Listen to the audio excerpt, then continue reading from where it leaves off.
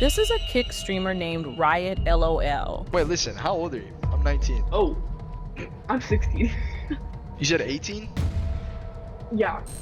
And he's been filming underage girls on Omegle and posting their videos without their knowledge onto an NSFW Discord chat for his thousands viewers to rate them. They even promoted actual adults. There's a lot of threes in here. What is three? I need to know what three is. Three means, think of a word that rhymes with grape. Honestly, dude, chat, if I wasn't streaming, I could have got that do everything. From the surface, it's this chat platform for people as young as 13 years old.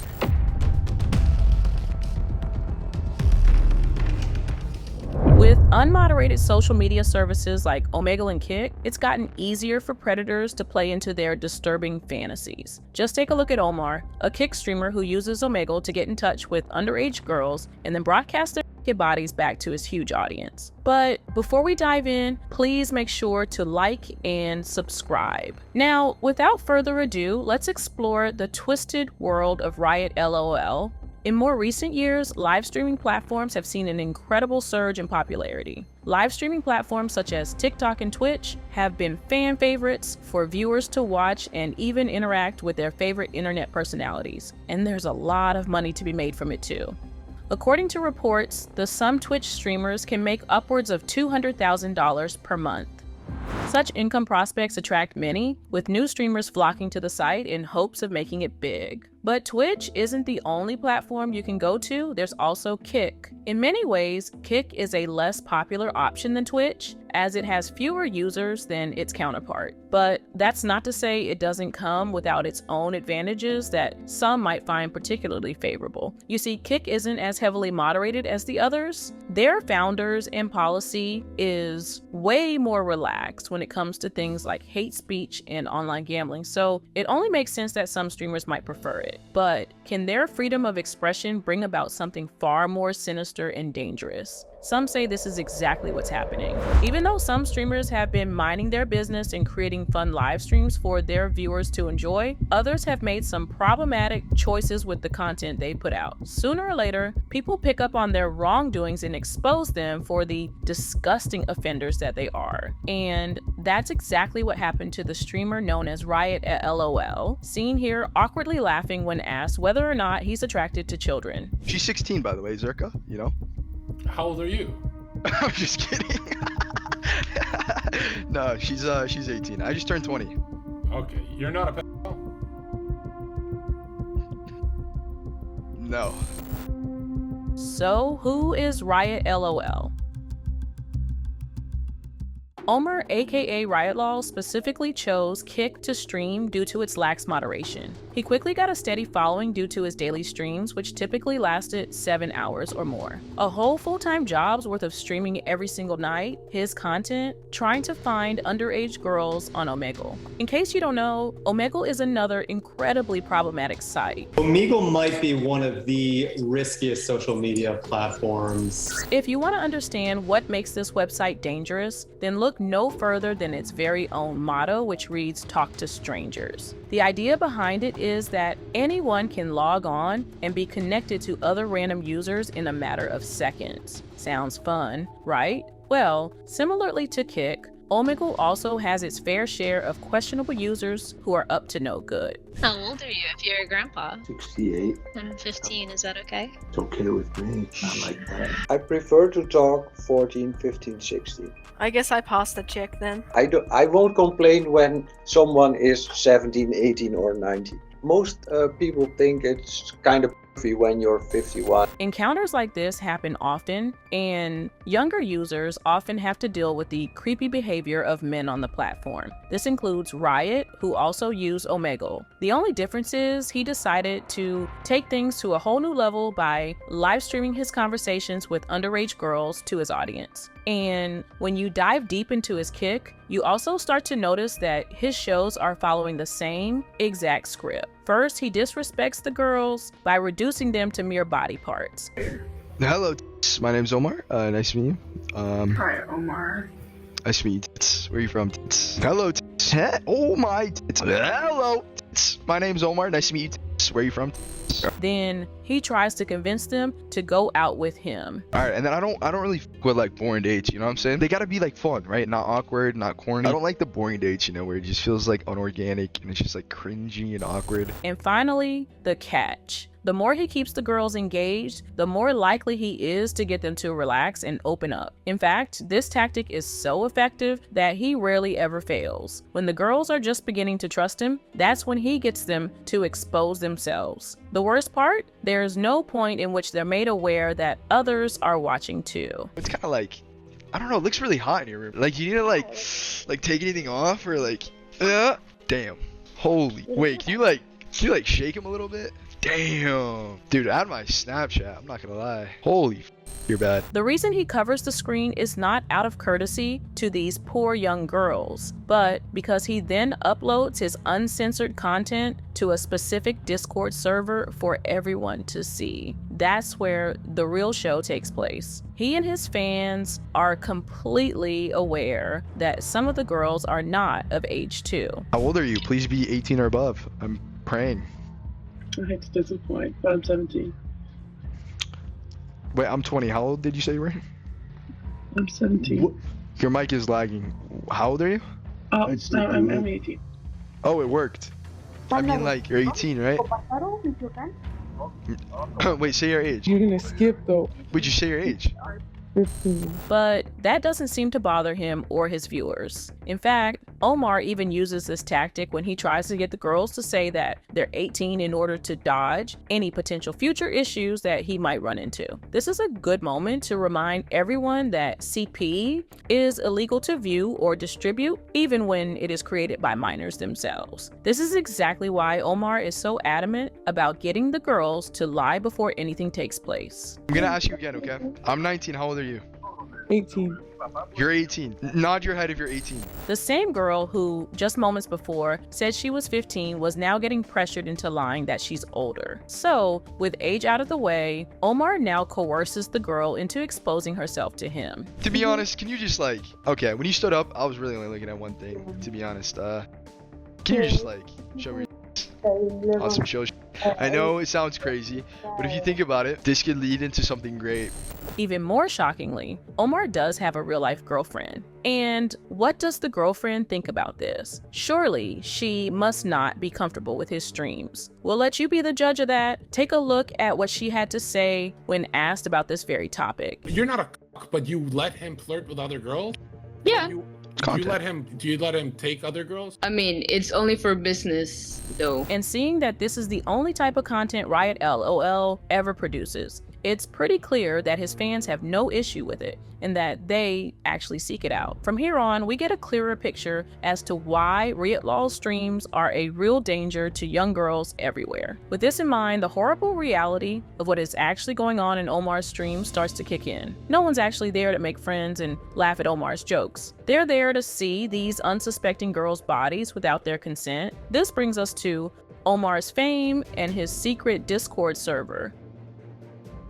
Remember when we said his streams go on for 7 hours or even more? Well, the conversations between Omar and the girls only last about 10 minutes each, so you can imagine just how many have fallen into Riot LOL trap. And when you realize that this has been going on every day of every week, it's enough to make you sick to your stomach. But let's calculate this. He's been streaming for over 6 months now, and 10 minutes per victim for 7 hours every day means that there could be as many as 40 victims per day, which brings us to a grand total of well over 7,000 potential victims since his channel's inception. You want to see, oh, I got you. This girl's body is ridiculous, bro. Can you see my phone right now? Yeah.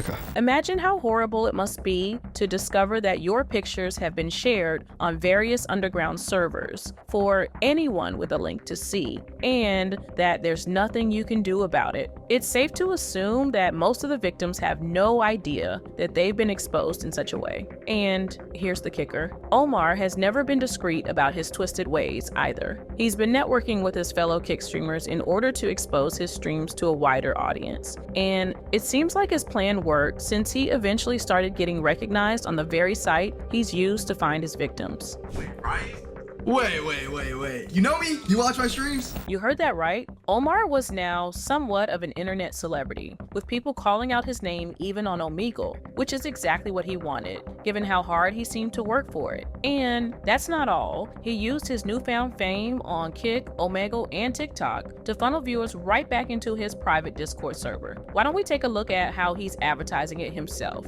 By the way, chat, if you do not know, I have this Discord where we chill off stream. It's called Out the Hood, okay? We put, so it's just like my mods and a whole bunch of clippers. It's where I end stream, I go in there, and we just kick it. So if you want in the Discord, you know, just make a little TikTok page, post some of my clips.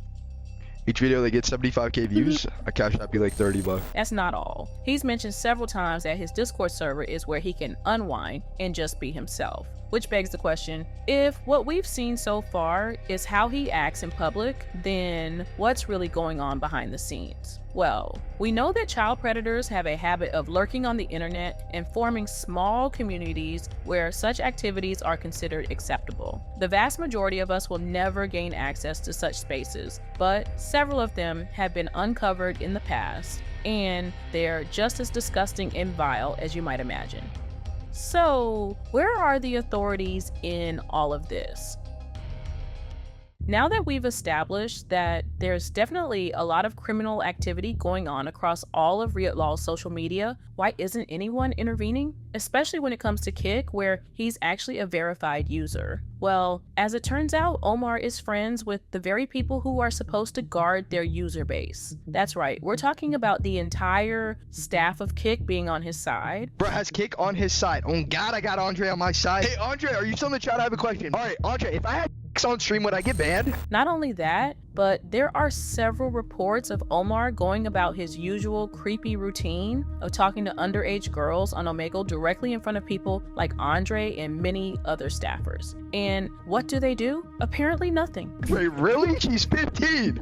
Andre, she's 15! What the Andre? This doesn't come as much of a shock to people who are familiar with Kick and many of their streamers. However, let's remember that since its inception, it encouraged people to express themselves in almost any way that they saw fit by marketing themselves as being a space for free thinkers of all sorts. Even though Kick didn't seem to care much for Riot Law's content, some people did. A YouTuber named Something About Chickens, who has an amazing video on this, check him out, decided to go after Omar on Omegle to try and talk some sense into him, but Omar wouldn't have it and decided to move on to the next chat. Then, in a surprising turn of events, Something About Chickens then gets connected to a girl who had just been victimized by Omar. And to make things even more exciting, the girl then gets connected back to Omar. Right after she'd learned about what just happened to her, thanks to Something About Chickens. I'm not dumb. You know, I was watching it live. What? How'd you find my live? I found your live. Wait, how though? You are a psychopath. Oh, yeah, for real? Yeah, and you shouldn't be doing that. Wait. That's when we first see Riot Law begin to think that he might face some trouble. After all, why wouldn't he? He's deeply involved in some illegal activities, so it's only natural that it's all gonna come crashing down sooner or later. He's visibly shaken after the ordeal, so he diverts from his usual routine, logs off of Omegle, and proceeds to listen to music and play Fortnite for the rest of his stream. He then ends his stream by implying that he's in a lot of distress. I'm gonna go clear my head, bro. Like, this is actually bad. Yeah, like, it's really, really bad, bro. I'm, like, low-key scared.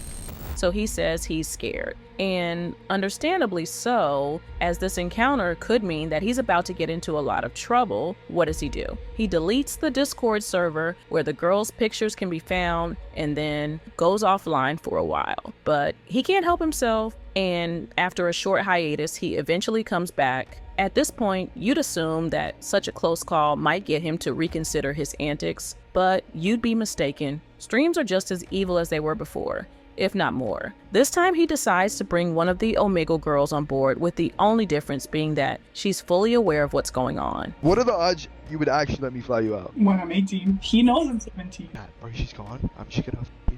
Dude, one day, bro, I'm gonna fly her out. You're fucking Oh my god. Her willingness to take part in his live streams is no excuse for Omar's behavior. She is simply still underage. One such girl even had her photos leaked to other social media platforms, and several of Riot's followers came out of the woodwork to her. Things got so bad that she decided to take matters into her own hands and hopped on Riot's and his friends' live stream to try and get them to apologize. Sadly, she was only met with more ridicule. I'm sure nothing like that will ever happen again. Right, Citrus? Yeah, I know, but I have a question. You know, when we met, I wasn't going to the gym, but do you think like anything changed? I mean, look at laughing like I won't stick my between those big. Oh, my fault. Seeing as she's only getting more hurt as the chat went on, she even expressed the desire to want to live herself as a last resort of appealing to their sympathy. But even this wasn't enough of a wake-up call for these guys. Should I tip her, bro? Is that just be like, yo, wait, can I just send you money and you just forget about it? Wait, type one if you guys think she'll actually do it. To many, Riot Law's fans included, this seemed like taking it a step too far. It's bad enough that he and his crew were actively exposing underage girls without their consent, but having them reach out to you and plead for their lives, that could potentially be the final nail in the coffin as far as they're concerned. Unfortunately, not yet. As is the case with any other stream, Riot Law sees it as pure content. Kick seems to back them on this too, since one of the founders decided to make a donation just mere hours after the whole ordeal. Eddie's here. Yo! Holy f***! Oh my god, Eddie, bro! Holy no f***ing way! Alright, big shout out. That's awesome. So funny. Not sure if I quite love you, man, but I f***ing love the enthusiasm. It seems like no one is taking a real interest in the dangers that lie ahead, as Omar and his gang carry on streaming, completely unbothered by the possible consequences that may arise. That being said, everyone else might be wondering, so what is there to do? As we all know, popular websites such as Kick and X are often praised for their free speech policies, and to some degree, they do have their benefits. But the truth is, things can often get out of control. And when it comes to people like Riot Law and many others, the best we can hope for is that he will eventually be caught by the authorities and disappear from the internet forever. Do you think that Riot Law's days are numbered? We'd love to hear your thoughts on this. Please make sure to give it a thumbs up. And if you'd like to see more videos like this, then hit that subscribe button so you can never miss another one. Until next time, please stay safe.